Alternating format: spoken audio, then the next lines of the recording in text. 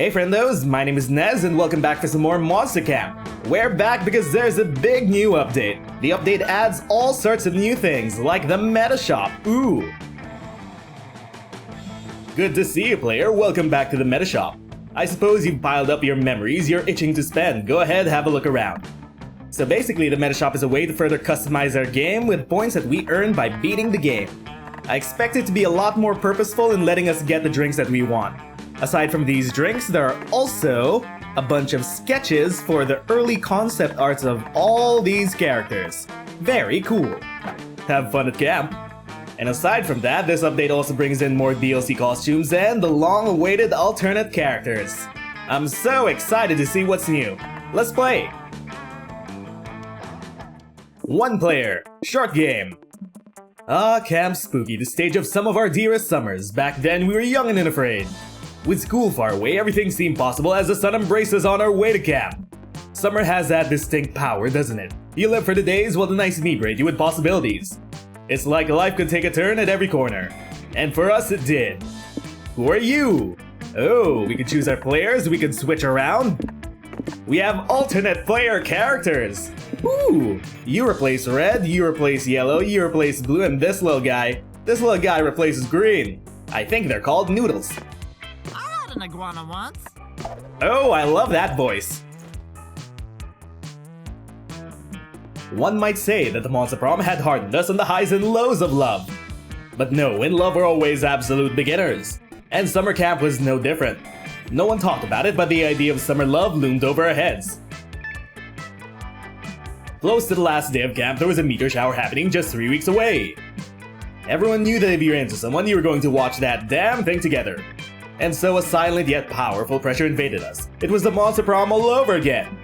Everything seemed uncertain, everything but one thing. Whoever we were going to ask on the meteor shower date, it was probably going to be one of the 6 coolest people on that bus. Joy Johnson Jojima, a badass witch who wanted to chill a bit after saving the world countless times. Ravi Mishra, a hot-headed adventurer possessed by a curse who turned out to be the most annoying roommate ever.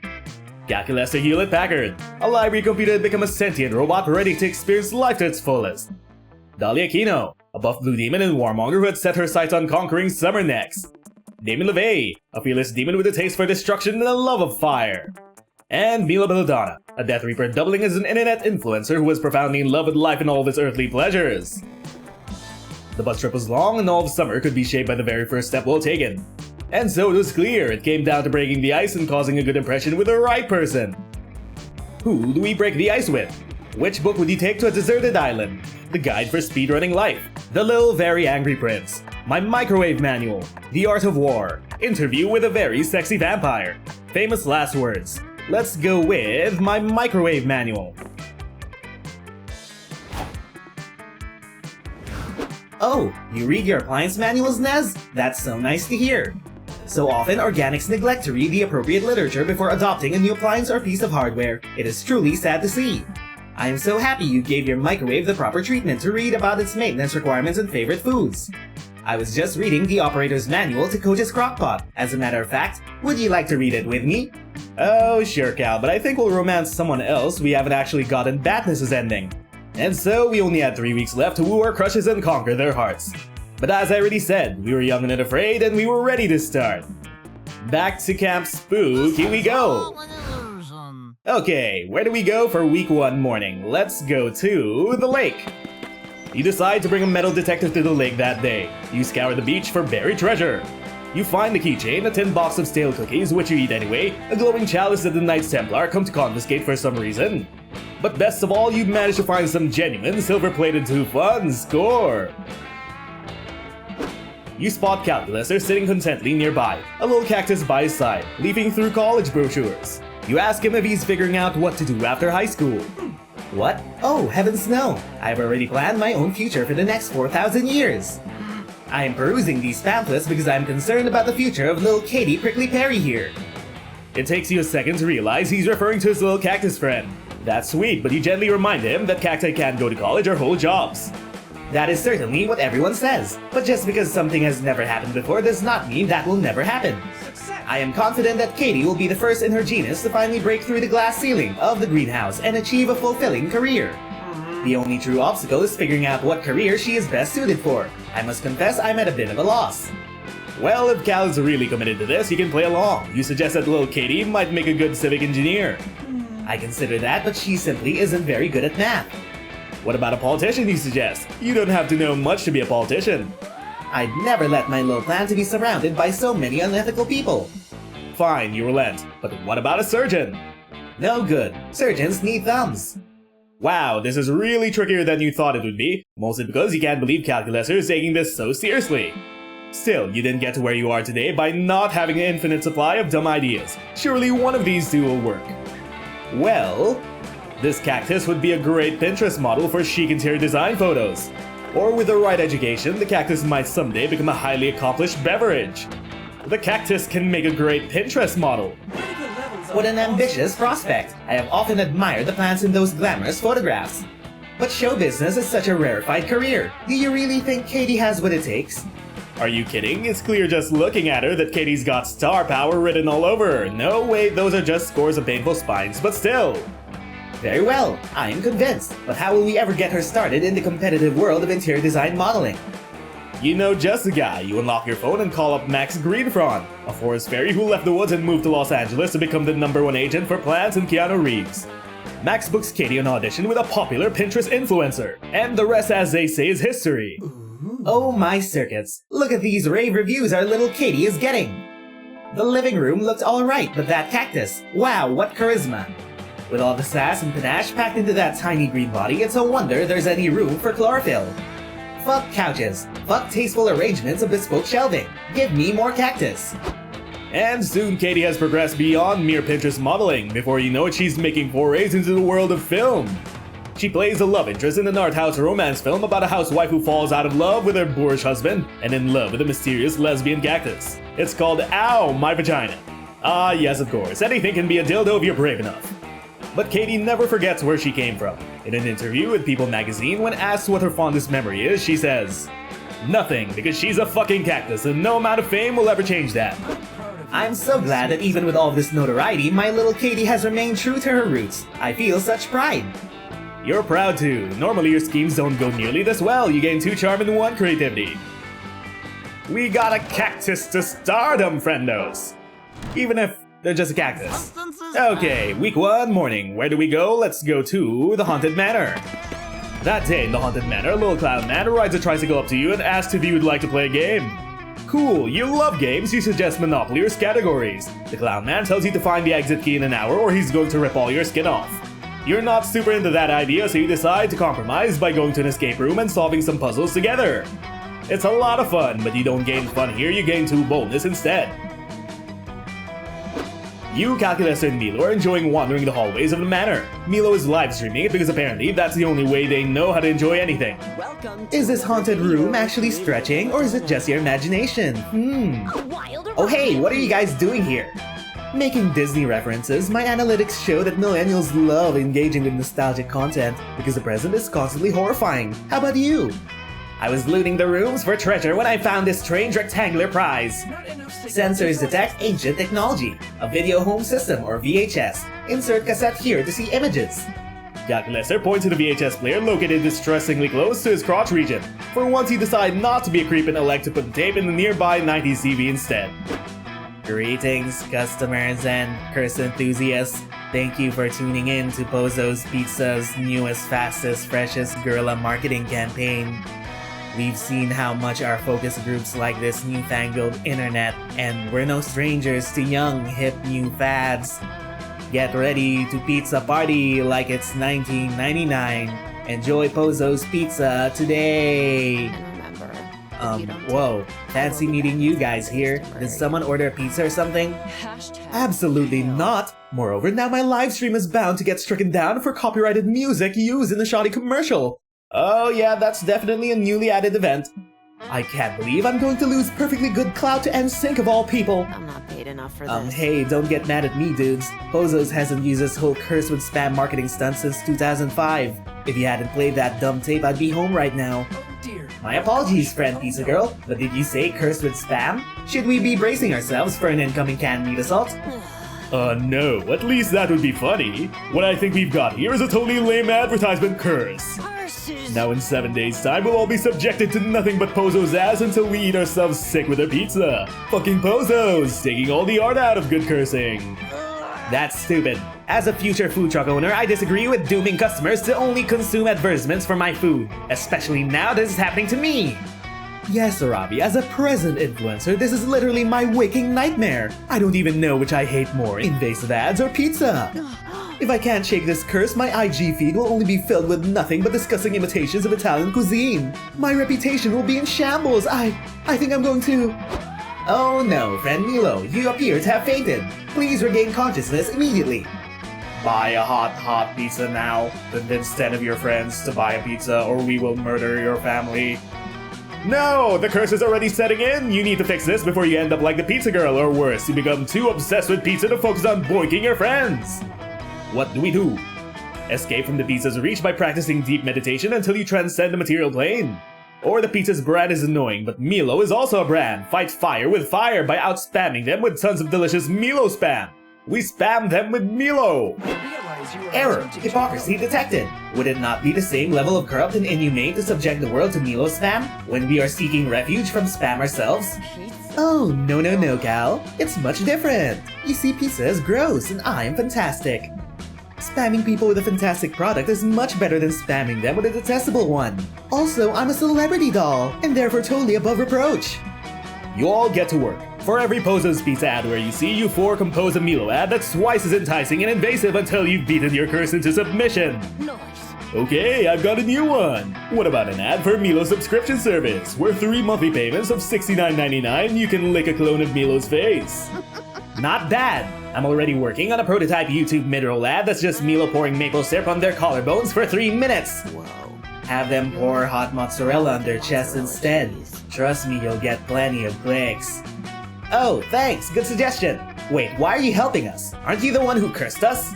Hey, just cause I'm the malevolent spirit that popped out of your TV screen doesn't mean I like my job. Oh. Plus I have all this melted mozzarella with me that I'm just gonna have to take back to work if we don't use it now. And by the time you're done, Pozo's ads are nothing but a bad, greasy memory. The consuming pizza craze has been replaced with consuming Milo. Now anytime someone feels like eating pizza, the clever marketing stunts you've pulled convince them that they want to actually eat Milo instead. Not weird at all. Milo makes bank. They're already pretty wealthy from influencer stuff though, so instead they buy you all 2 fun and 1 smart to thank you for all your help. Okay, we got that done with the pizza girl. Time for week 1 night. Who do we sit with? Let's go with Mossman. Hi Nez, old pal, I'm so glad we're such good friends. Cool, you don't remember when you became Mossman's BFF, but I guess it's a sweet gesture. And I've just read the most interesting statistic. It says friends who share gossip with each other have longer lives, fewer rates of food poisoning, and healthier fingernails. Oh, so we should engage in gossip for our health. Please tell me you have something juicy to spare before my fingernails wither up. Fuck it, time for some gossip. Okay, choose one. A heavy chain vest, a whole lot of glitter, a romantic Victorian era wig, a mask of the great philosopher Parmenides. Let's go with a whole lot of glitter. Fixing a thermostat with expertise and bravado, singing opera off-key, poorly mimicking the mating patterns of a walrus, making wine through the traditional art of grape threading, singing opera off-key. And now type in a condiment. Come, just come. That was the perfect gossip. I feel my fingernails have never felt stronger. Farewell. I can't wait to do this tomorrow night and every night thereafter with my close friend Nez. Until next time. And so your gossip circles around the campfire like a bad game of telephone. And the latest version is spat back at you. Beautiful night, right? Hey, so you know Nez, right? Or Dumcum, as he's commonly known. But have you ever wondered how he got that nickname? I was recently told myself. A few years ago, Nez was dating this hot manticore. They were both super into each other and Nez spent all day sexing them, the usual stuff. But alas, tragedy was bound to happen, since the manticore's very alternative parents decided to name them Everyone. And the day came when Nez, drunk as fuck, mistakenly said his last sex to everyone. It was a picture of him singing opera off-key while wearing only a whole lot of glitter in his underwear. The message accompanying the pic: can't wait to spice up your hot plate of lasagna with my cum. Yeah, definitely perfect. And with that error, his fate was sealed. Nez would be no more, only dumb cum. For once, people respected other people's privacy. No one forwarded that message, and the accident is today long forgotten. But the nickname remains.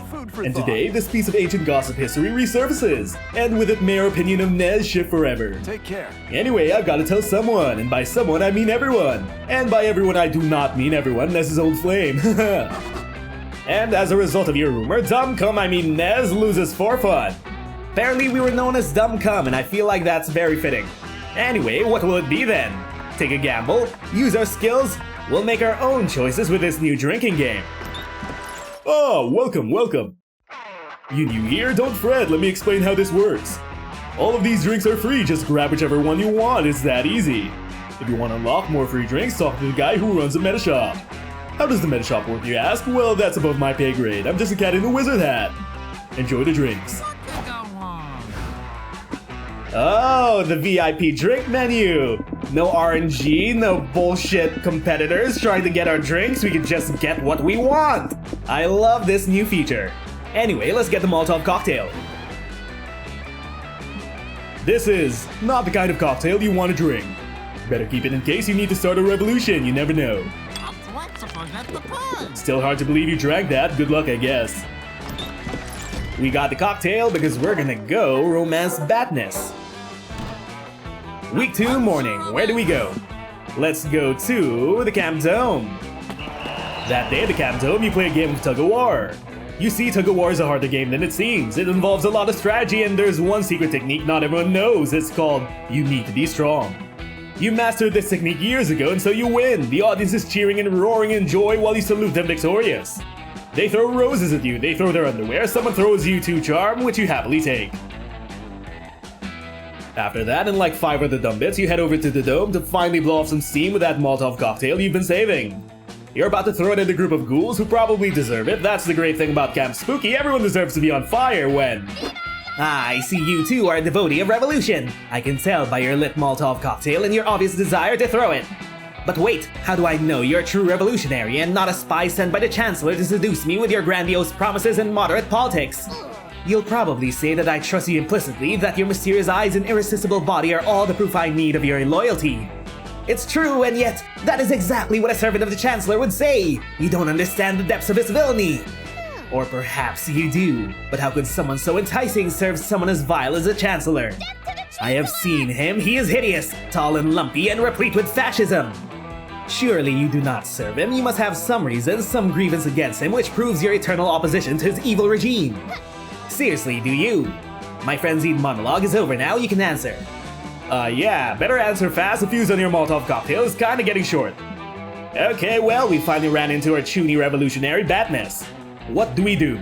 I vowed to destroy the Chancellor, for he is the war criminal who banned dodgeball from the dome. Or I'm no hero, I'm just a horny camper who just wants to meet the Chancellor so I can fuck him! Haha, yes, fuck the Chancellor, I knew you were one of us! No, you explain, you mean fuck as in sex. Yes, all revolutions are charged with intense sexual energy. Populist revolts are the horniest form of political action. That sounds awesome and you agree, but you were talking about having actual sexual intercourse with the Chancellor. Indeed, the sexual intercourse of utter annihilation, I know it well. No, you explain just regular sexual intercourse. Haha, yes, I see, regular sexual intercourse, wink. I appreciate your discretion. You never know who's listening after all. Although, I must say, the idea of a torrid affair with the Chancellor does hold a certain narrative appeal. Drawn to the very object of my fury by unbreakable bonds of mutual lust, pushed apart by ugly necessities of vengeance? Like the dumb Raylo romance in Star Wars, yeah. It is a narrative that never occurred to me. I cannot help but wonder how it would go. Oh, you've thought a lot about how it would go, you tell her. You hand her a 6-book series you wrote, I want to have sex with the Chancellor, not a metaphor.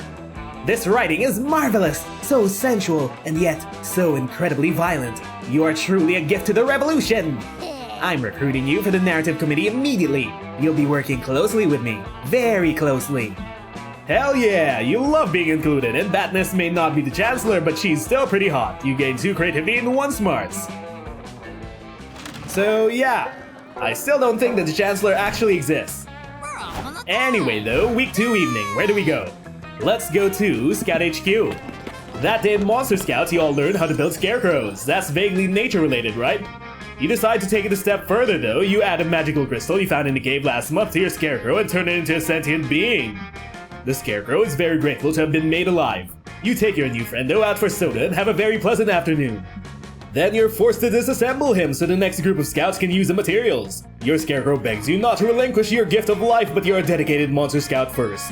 The scouts appreciate your dedication to the organization. You're awarded 2 creativity, and we lost our friendo scarecrow. You're minding your own business, thinking about butts, when a hand reaches up through the ground and grabs your ankle. Oh no, is it another one of your many victims? Nope, it's Batniss dragging you to a literal underground meeting of the Resistance. Thank you so much for coming, Nez. Forgive the last-minute invitation. You explained that, luckily, getting suddenly dragged underground is one of your kinks. That's not surprising, though. Everything is one of your kinks. You see, it's precisely this raw sexual devotion to the cause of the revolution that led me to recruit you in the first place. With us today are representatives from all the most notable summer camps in the area. We're representatives for Camp Spooky and Camp Rival Camp, obviously. This here's Venusia Gorblax from Space Camp. She has 9 arms and green skin just like the Revolution. Here we have Frankenfurter from Camp Camp. He's very charismatic. A pleasure to meet you, says Frank, kissing your entire arm. And this is Big Dick Lone Wolf from Camp Tough Guy. Say hi, Big Dick.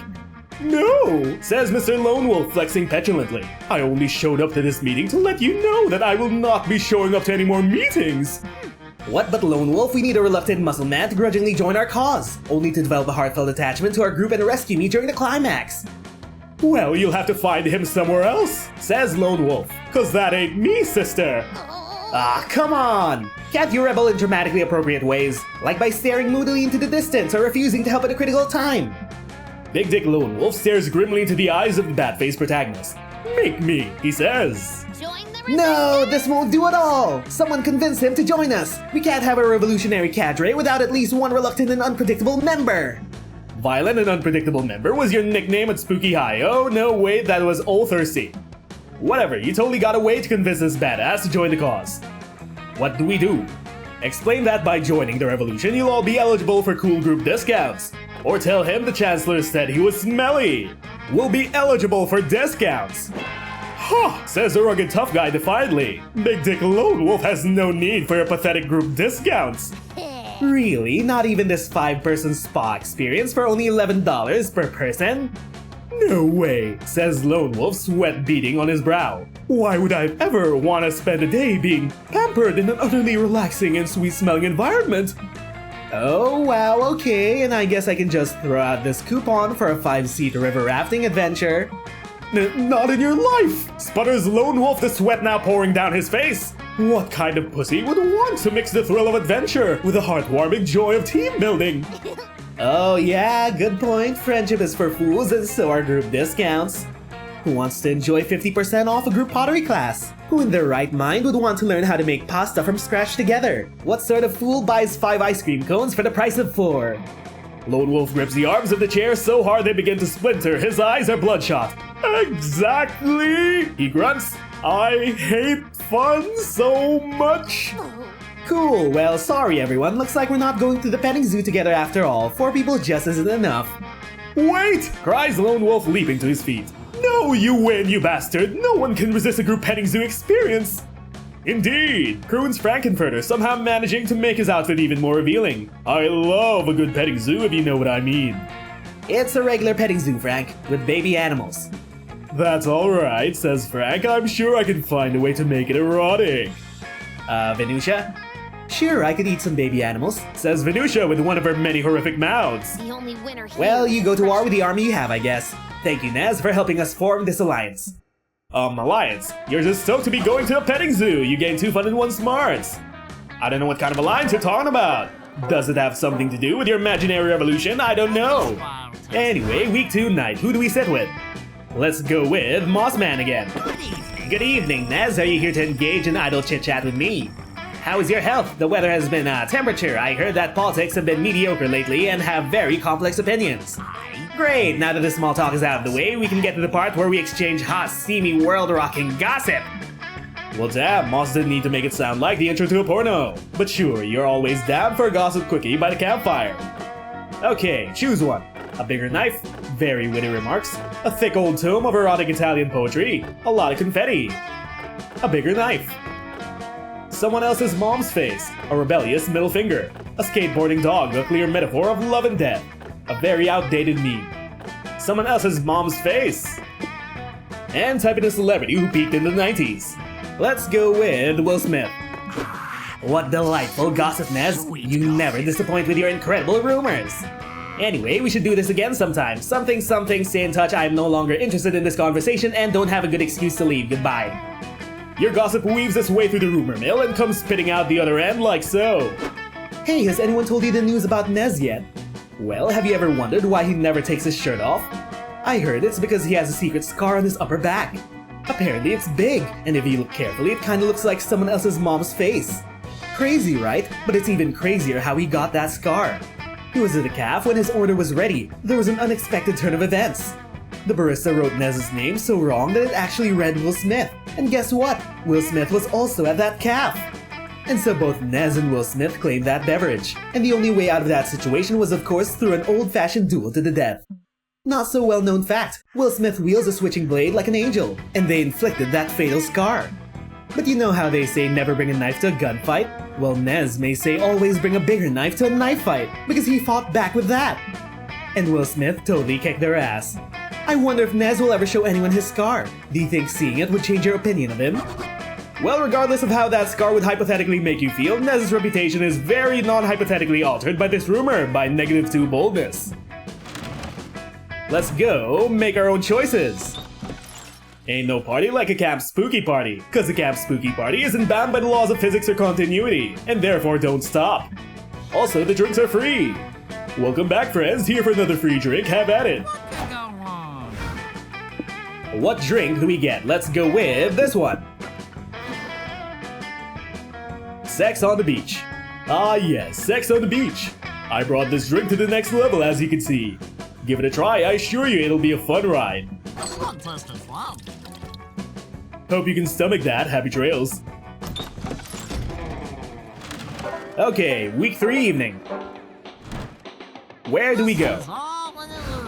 Let's go to the woods. That day you go searching the woods for edible wildflowers to make a delicious wildflower soup. You heard that some well-known flowers like lilies and tulips are actually poisonous. You decide to find out which flowers are bad by eating all of them. A few hours later, you vomited up all the contents of your stomach and have a comprehensive list of which flowers not to put in the soup next time. Nice, you gained 2 smarts. Wildflower soup forever! You slip away with Damon and Calculator for a relaxing stroll through the forest. Not sure why this is the duo you picked for a relaxing stroll, but it's your life. 10 minutes into your walk, Damon checks his backpack. A horrified look spreads across his face. We're fucking lost. We don't have food!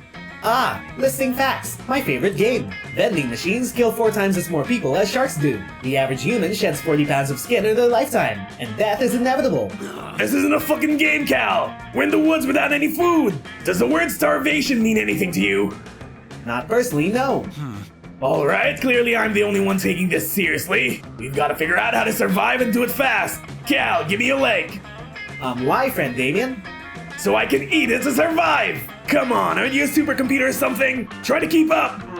Though I would be happy to help, my leg is composed entirely of metal and plastic. Neither of which would be a good source of calories. I'm metal too, so it should be fine! Give me your leg to eat! Counterpoint, could we not instead order a delicious meal from the forest McDonald's directly behind you? You turn around and sure enough there's a McDonald's in the forest, thank the invisible hand of the free market. That just might work. Oh wow, McDonald's! That's slightly better than eating a severed robot leg, let's go check out the menu. But soon, Lame. this menu sucks! Shamrock shake but made out of actual shamrocks? Calculator's severed leg filet of fish?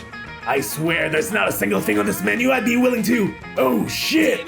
McRib! McRib is back! Thanks Satan Almighty, McRib is back! You excitedly rush to the counter to place your order, but when you get there, the cashier tells you they only take payments in acorns. What the dick? I don't have any acorns! But I need this McRib! There's gotta be something we can do!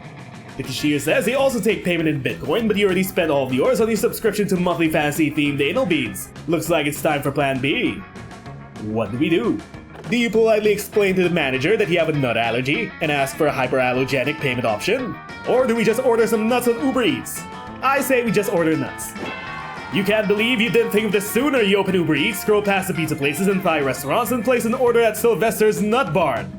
45 minutes and several phone calls later, you finally manage to direct the driver to your location. Success! Perfect! Now we got exactly what we need! Damon takes a bag of nuts from the driver and whacks him in the head with it, knocking the poor guy out. I can finally get that tasty McRib goodness I crave! Damon excitedly reaches into the unconscious driver's chest and breaks off both of his floating ribs. Hell yeah, everybody knows McRibs are better fresh from the torso. Friend Damien, this is not I do not believe that you error too many simultaneous objections, moral panic imminent.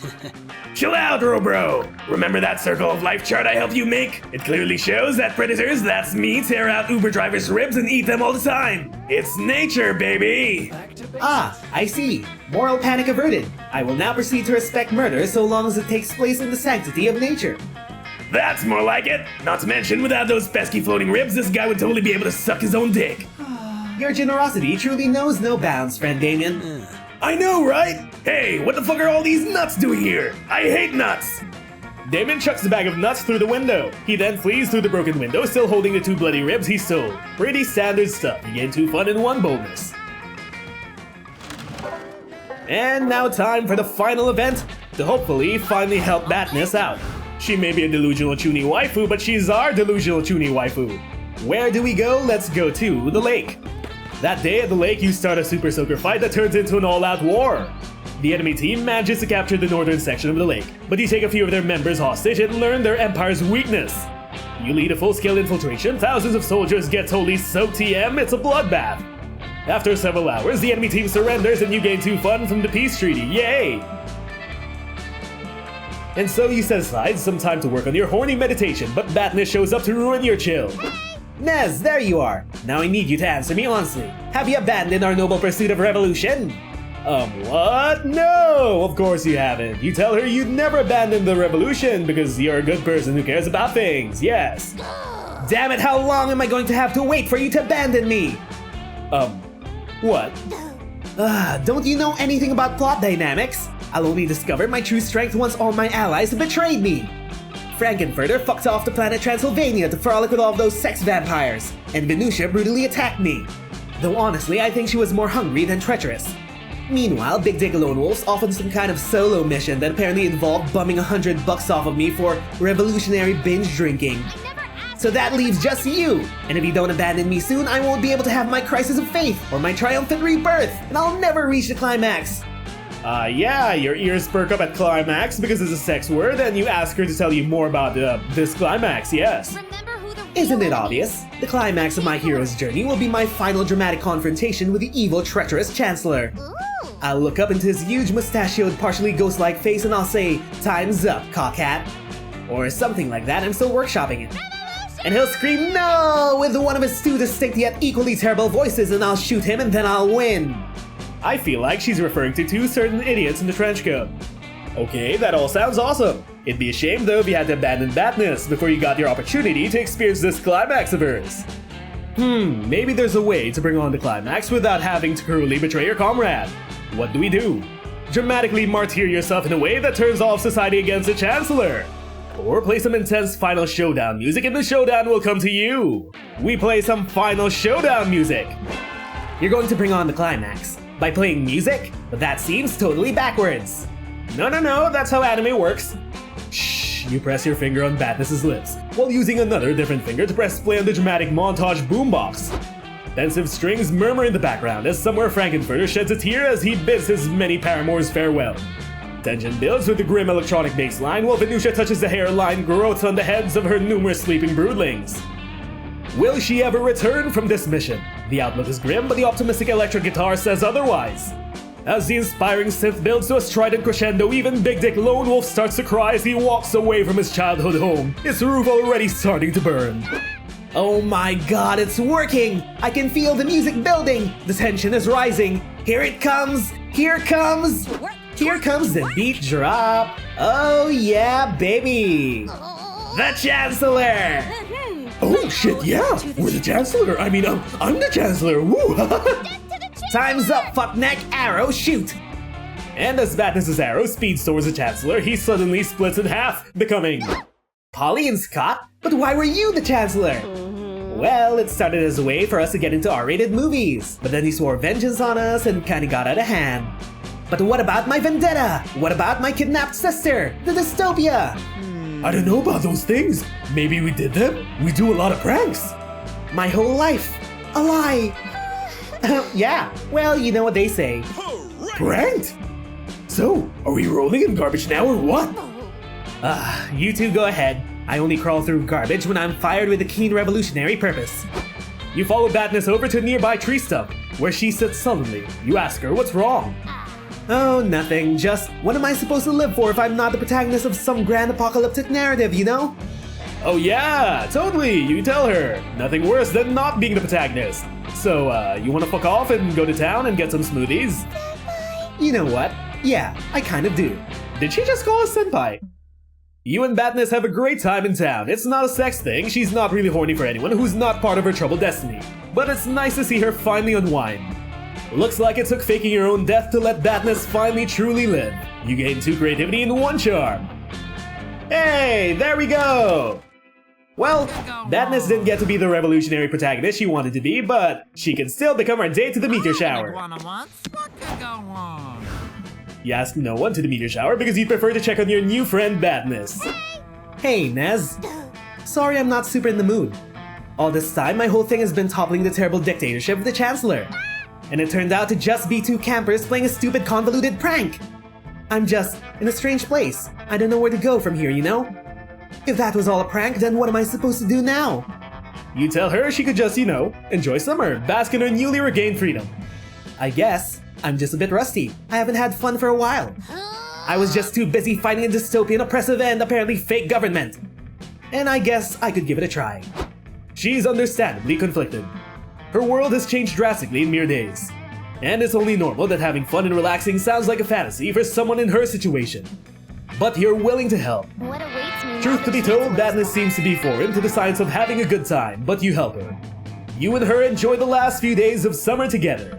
A nice friendship has been forged from this. Yay, long live the Chancellor! Hey, there we go! And oh, summer memories! Anyway though, we succeeded in becoming best buds with Batniss. To the epilogue! Before we knew it, those weeks were gone. It felt like a hot minute, and it felt like an entire lifetime. That night, as we saw summer coming to an end, we all wondered what would come next for us. It felt like the end of something big. Little did we know, life still had many wonders and misadventures in store for us. Now I'm older and I can see it, how those years became the foundation of the mythology of our lives. Broken hearts turned tragedies sung for centuries, wild nights became epics treasured forever. Every kiss and every laugh is now consolation we'll always find while gazing into that starry night, no matter how many years go by. Even today, I can still close my eyes and I'm there. On that last summer night.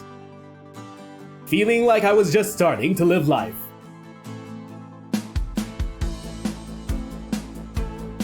With all my friends around that campfire. So young and unafraid. And so ready to start. Welcome to the streamer version of the credit song. Thanks for playing Monster Camp. What did you like the most about it? Will you review it? I am the bringer of a message just for you, oh live streamers of the world. I was commissioned to write a song about your issues so you can use it with no conditions. It's a pinky promise. It won't strike you down, down, down. We won't bother you down the line. You will monetize streaming Monster Camp. You won't get a strike playing Monster Camp. You'll be just fine streaming Monster Camp. You will monetize playing Monster